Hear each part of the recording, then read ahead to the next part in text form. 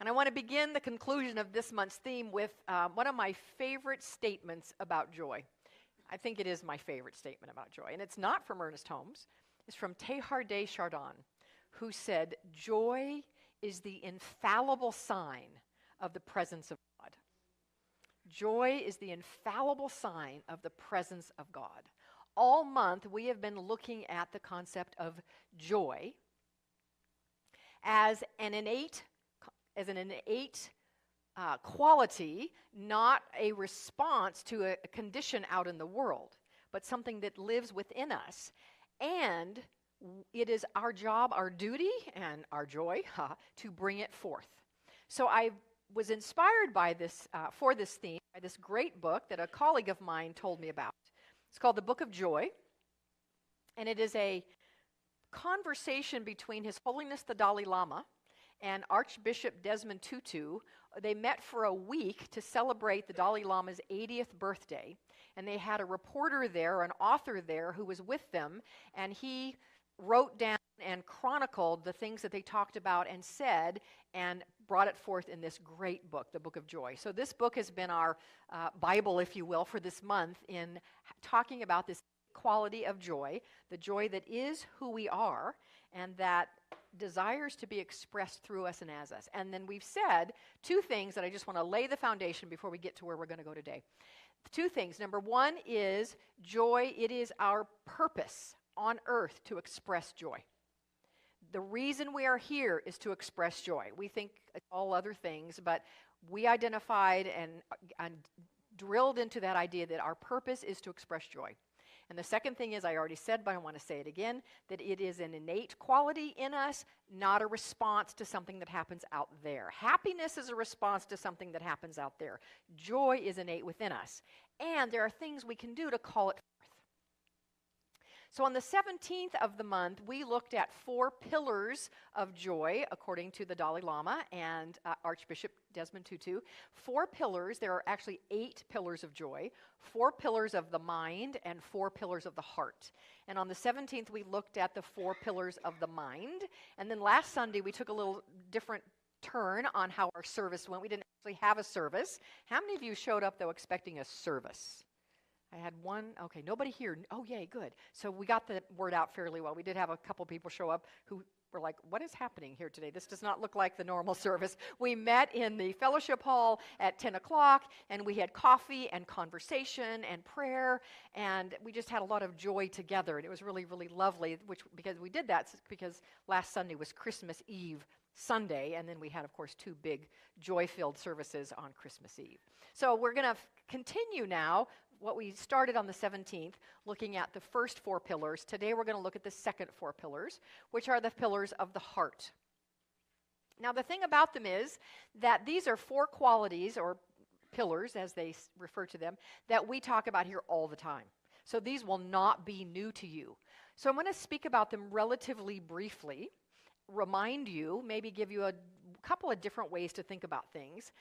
But then I love bringing things together and making them very real and very personal. And we're going to do that because at the back of this great book, the Book of Joy, there is an 8-pillar meditation that takes us through all 8 pillars in a mindful, meditative way, applied specifically to something in our lives. So I want us to have some good, rich and deep space to have that meditation. So we're going to talk briefly about the 4 pillars of the heart, and then we will have the experience of the meditation of all 8 pillars. So does that sound like a plan? Does that sound good? Ready to go there today? Excellent. Thank you. Thank you. So to get to our first pillar of the heart, we're going to back up a tiny bit to the last pillar of the mind, because they're connected in a way. The Book of Joy says this. So the last pillar, by the way, of the mind, I won't even ask. Should I even ask if anybody remembers what that is? I know it was 2 weeks ago. Christmas has happened. I mean, a lot has happened since then. But let me just anybody remember what the last pillar of the mind is? Who said that? Good job. Yes, Gloria. If I had candy up here, you would get. What's that? You read the book. Well, that's all right, whatever it takes. Acceptance, nicely done. Acceptance is the last of the 4 pillars of the mind. And so it says on page 333 of the Book of Joy, acceptance is the final pillar of the mind, and it leads us to the first pillar of the heart, which is forgiveness. When we accept the present, we can forgive and release the desire for a different past. When we accept the present, we can forgive and release the desire for a different past. And I loved hearing those words. When we can accept the present, we can release the desire for the past to be different. Because it confirms something. Don't we love it when what we have said gets confirmed? I mean, doesn't that feel good? Oh, I'm on track. I'm on the right track. I have often I do define forgiveness as being a release of the demand that the past be anything other than what it was, or that a person or an expression or an experience be anything other than what it was.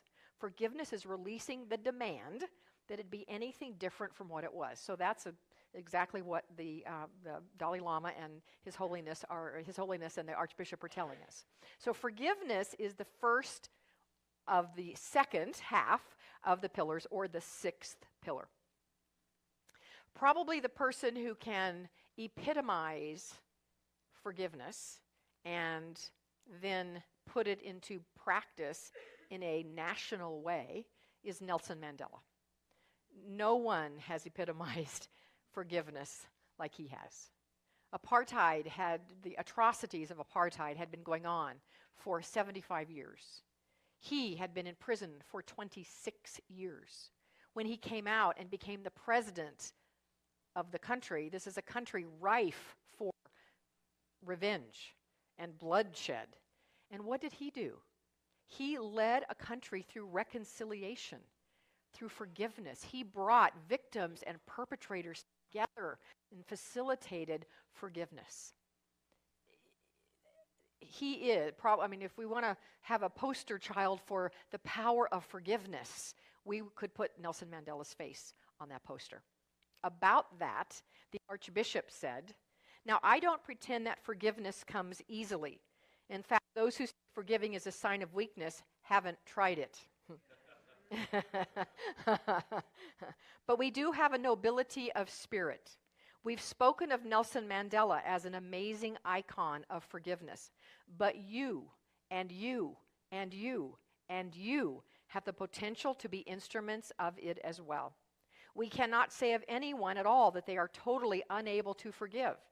I think that all of us have the latent potential to forgive. Indeed, no one is incapable of forgiving, and no one is unforgivable. Breathe that. Those are powerful words.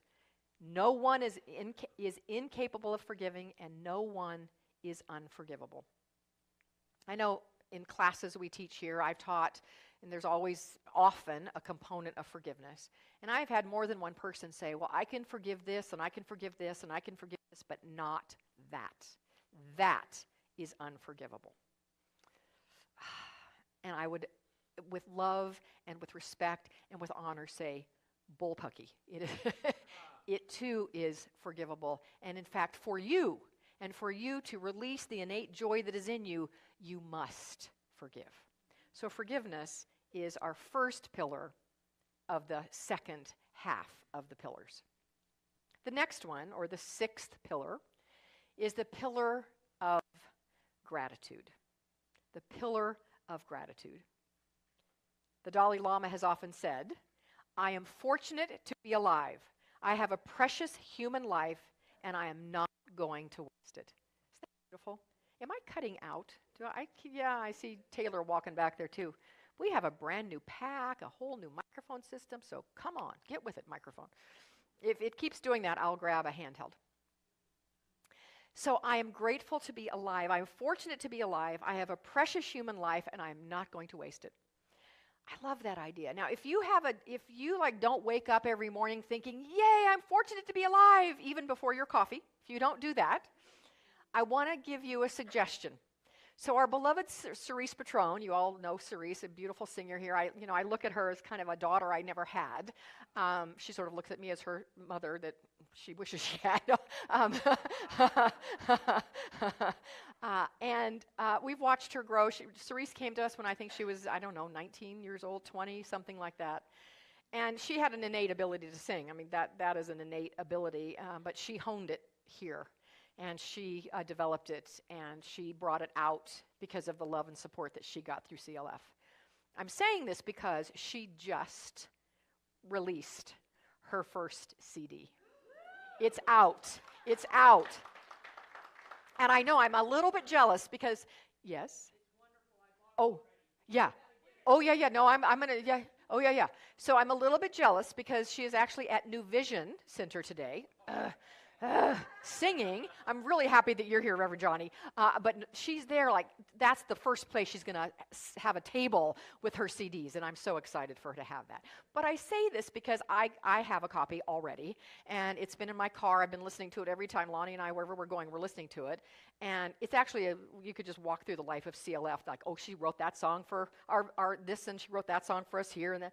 But there's one song on there that if you don't wake up saying, I'm fortunate to be alive, put this song on your iPad or your whatever you listen to, or iPod, whatever. It's called Happy.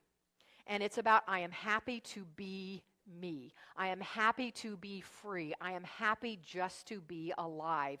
It's an amazing song that can really help you move into a place of gratitude simply for nothing in particular and for everything.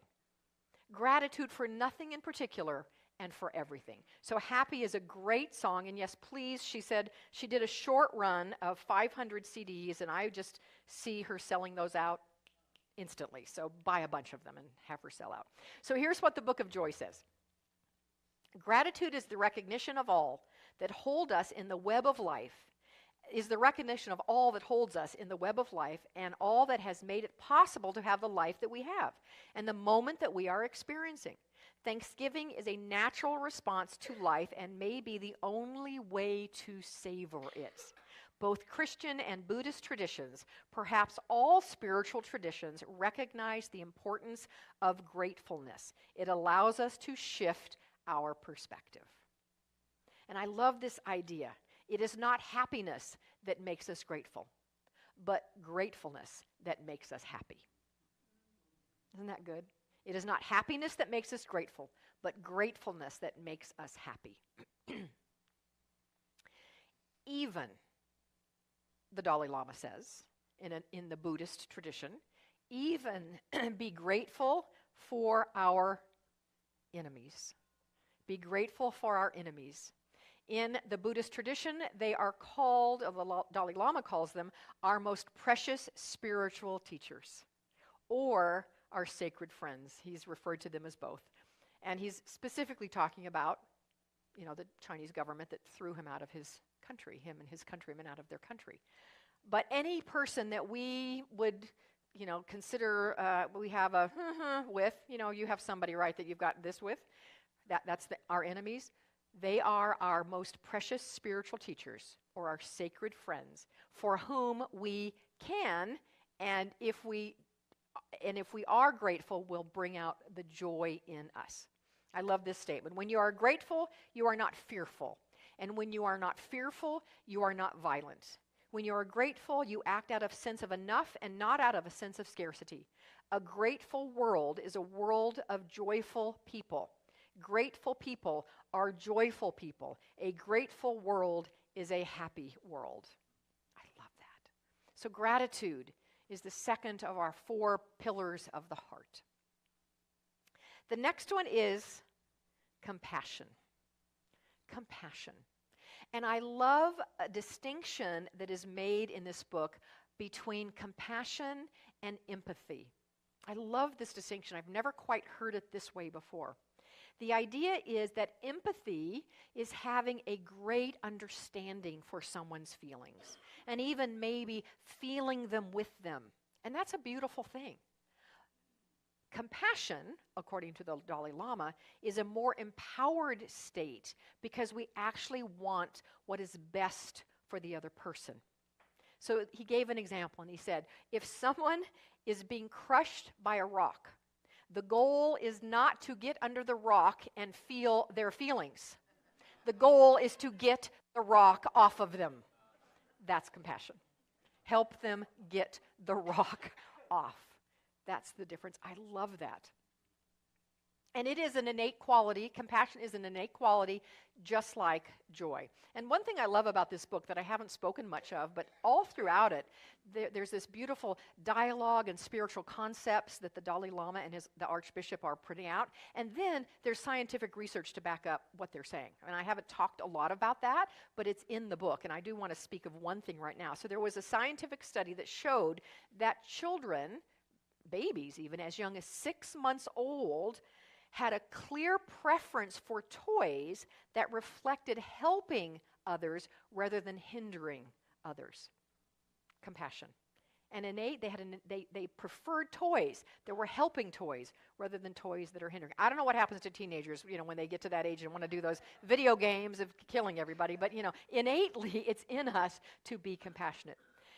When we help others, I love this, we experience what has been called the helper's high, as endorphins are released in our brain, leading to a euphoric state. I love this too, the same reward center in the brain tends to light up when we're doing something compassionate as it's the same as when we're thinking about chocolate. Science has shown that. I kind of like that idea. I'm going to do more helping and then it'll make me not want chocolate. This feeling comes from the release of oxytocin, which is a hormone that has been proven to reduce inflammation of the cardiovascular system. In other words, compassion literally is good for the heart. I like knowing that. So it says at page 383, the Archbishop and the Dalai Lama have revealed throughout the week one of the core paradoxes of joy. We are most joyful when we focus on others, not on ourselves. In short, bringing joy to others is the fastest way to experience joy for oneself. As the Dalai Lama said, even 10 minutes of meditation on the well-being of others can help one to feel joyful the whole day, even before coffee. When we close our heart, we cannot be joyful. When we open our hearts, when we have the courage to live with an open heart, we are able to feel our pain and the pain of others, yet we are also able to experience more joy. The bigger and the warmer our heart, the stronger our sense of aliveness and resilience. Now, even having said all of that, there also is a component and an important piece of self-compassion. It is very important that we have self-compassion. And it's interesting, the Dalai Lama said he was shocked when he learned that people in the West, and he said, I learned this from Western psychologists, that people in the West don't automatically have self-compassion. That in fact we have, we wrestle with issues of self-loathing and hate and all of those things. He says, self-preservation, self-love, and self-care are fundamental to Buddhist practice, and it was shocking to him to hear that people had to learn to express compassion, not only to others, but also to themselves. But without compassion for ourselves as well, there is no joy. So, compassion, yes, for others, of course. Also compassion for self. That takes us to the last one, the 8th pillar, our final one in the 4 of the heart. And it is, let's just see. What do you think it might be? What do you think? What could it be? Love is good, but I think we've kind of encompassed love and compassion, and this is not a test. Generosity. And mostly, in Buddhism there are they talk about 3 levels of generosity. Material generosity, which is giving of our time, our talent, our treasure. Important. They're all important. The second one is giving, I like this, giving freedom from fear. How do you give freedom from fear? Well, you help, it involves protection and giving solace and supporting people, and if there are things you can physically do to support someone in not being afraid. That's the second idea of giving. The third idea of giving is spiritual giving. I love this. Spiritual giving is giving someone your wisdom, your learning, your knowledge, helping them be happier and healthier.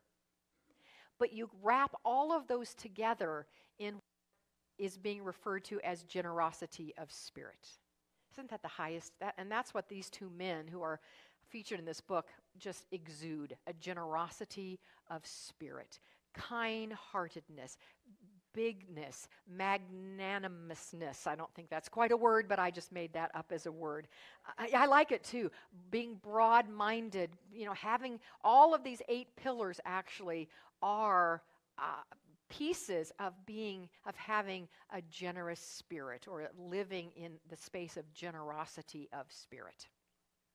So, those are our 4 pillars of the heart: forgiveness, compassion, gratitude, and generosity. And they match, or not match, but go along with the 4 pillars of the mind, which are, now here's our full review: perspective, humility, humor, and acceptance. So those are the 8. I'll say them again: perspective, humility, humor, acceptance, forgiveness, gratitude, compassion, and generosity. When we live from those 8 attitudes, we stir up the joy that is innately in us, and we bring it forth. And when we do that, we bring joy to the world, not just to ourselves. We bring joy to the world. So, I like, as I said, always,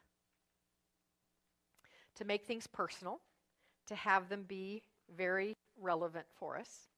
And on page 510, for those of you who have the book, page 510, there is the 8 pillars meditation. And I just thought it would be a great way to end our series, to end our year, and to set the tone for next year. Sally, your prayer was so beautiful about setting the tone for next year. Thank you.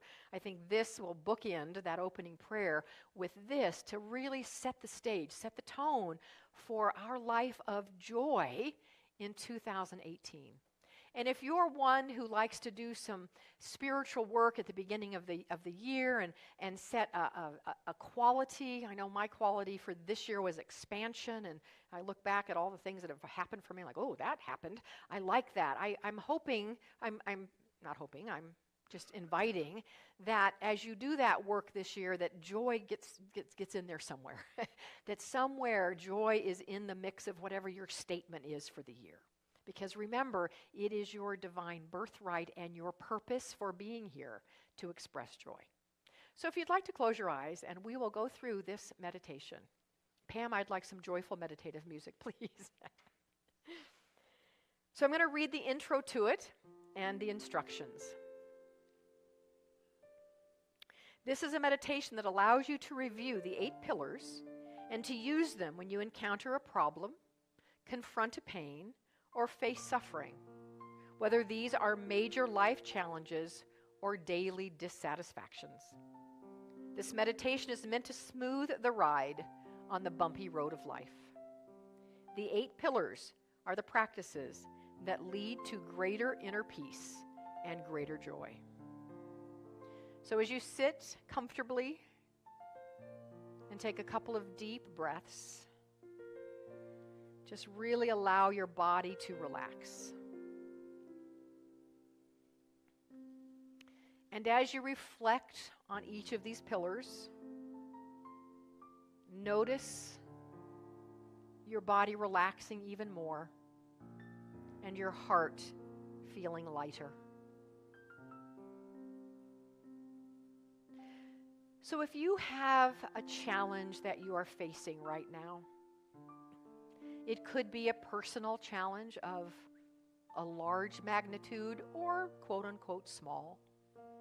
It could be a global challenge that has been hurting your heart. This meditation invites you to bring that challenge to mind.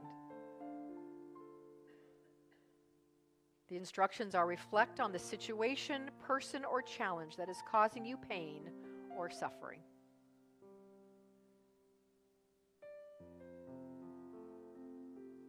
And first, see yourself and your challenge from a wider perspective. Try to step back from yourself and from the challenge. See yourself and your struggle as if you were watching a movie about your life. I invite you to project it on a screen and just look at it for a moment. And now think about this problem from the future, from a year or a decade from now. And recognize that it has completely passed. It is no longer on your screen.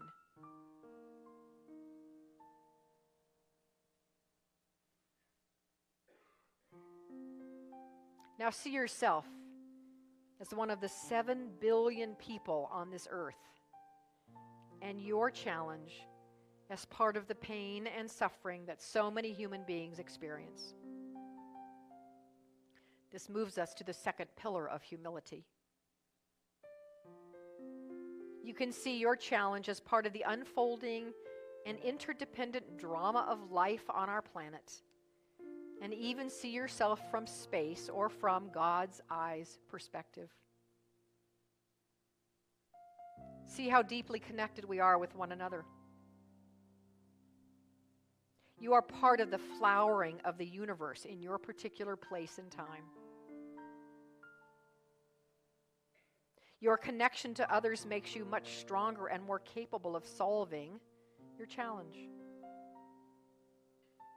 Let yourself feel love and appreciation for all of those who have contributed to who you are and to support you in your life now.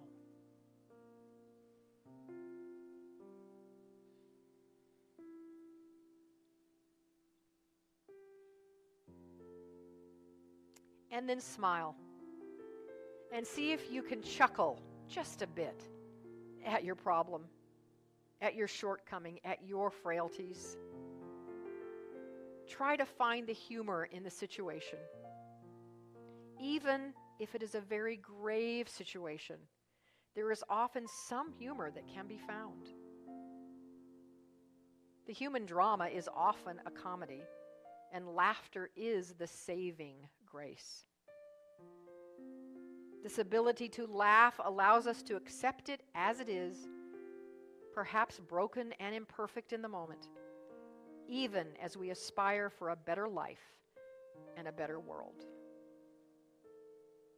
So for just a moment, smile and see if you can't chuckle just a bit. Find one piece of humor in the challenge.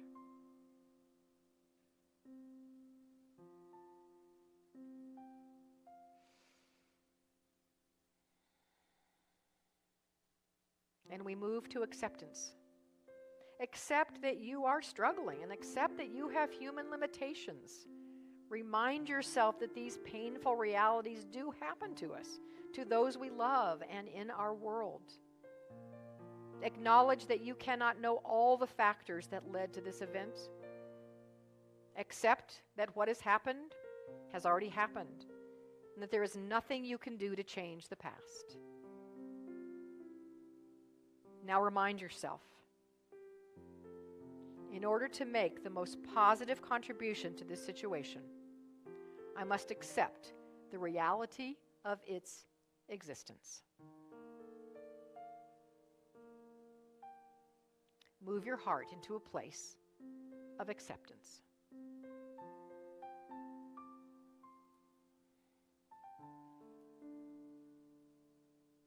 Which takes us to the first pillar of the heart, forgiveness.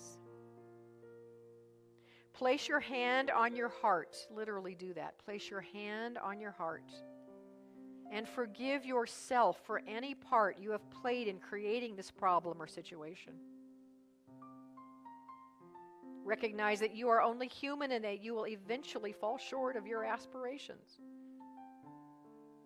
You will hurt, and you will hurt others. See the shared humanity of others who are involved and forgive them for their part and for their human limitations.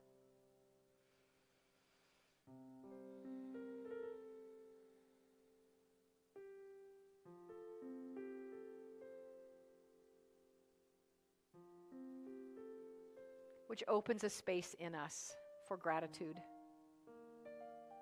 Think of 3 or more people or things that you are grateful for in this problem or in your life right now. Can you find ways in which your problem is actually contributing to your life and to your growth? Are there people or things that are supporting you to face this challenge? Be grateful for them all.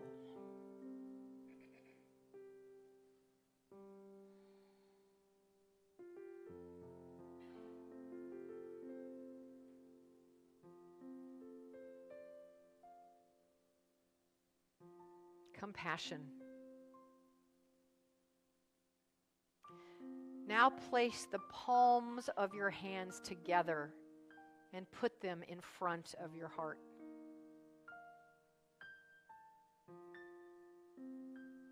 First, have compassion for yourself. Remembering that it takes time to grow and to learn and to spiritually expand.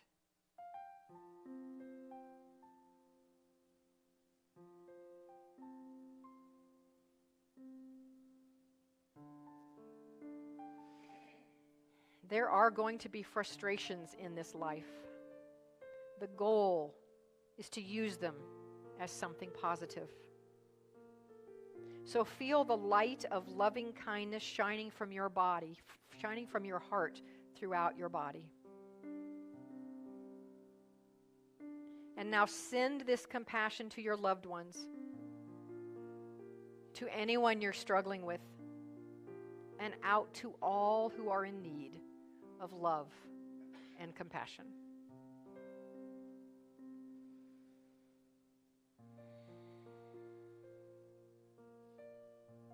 And finally,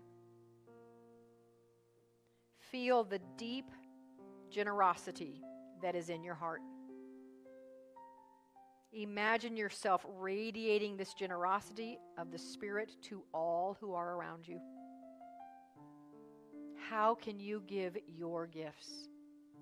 How can you transform your problem into an opportunity to give to others?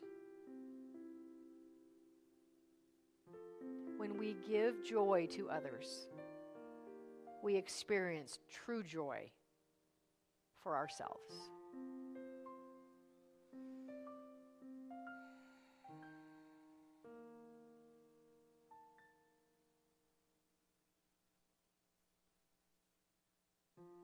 And so we finally breathe in again these 8 powerful pillars of joy. The pillars of acceptance, humor, humility, perspective, forgiveness, gratitude, compassion, and generosity. And I know and affirm as we live from them from this day forward, as we move into 2018, living from these pillars of joy, we truly do be a living embodiment and expression of the infallible sign of the presence of God. And we bring that infallible sign of the presence of God, joy, to the world. And so it is. And so we let it be.